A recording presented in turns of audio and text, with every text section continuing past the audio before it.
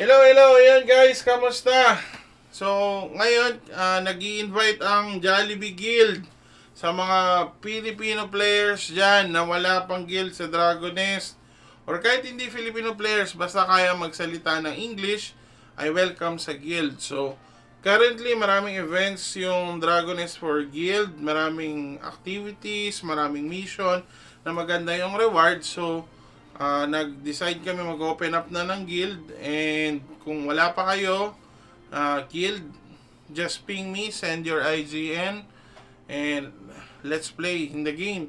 So wala naman kaming hard requirement, walang commitment na kailangan online ka and stuff, pero syempre usual pagka 1 week ka na hindi nag-online, syempre yun, matatanggal sa guild kasi yung ibang members naman yung papasok. So, growing guild pa lang din naman kami. Hindi pa malaki. And then, yung level ng guild namin is level 20 pa lang. So, continuous improvement tayo throughout the game.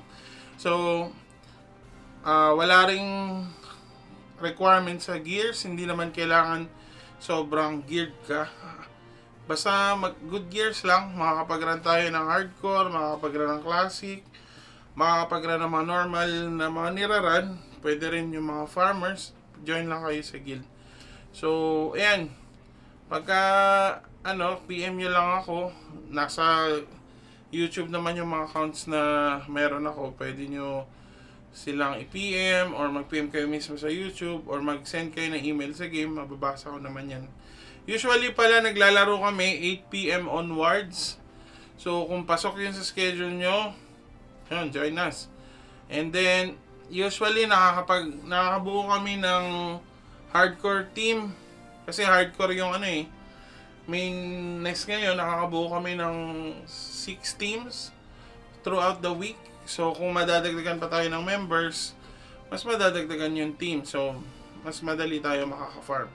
Ayan, open ang Jollibee Guild sa mga gustong mag-join. Just ping me guys. Thank you, see you guys on the next. Bye bye.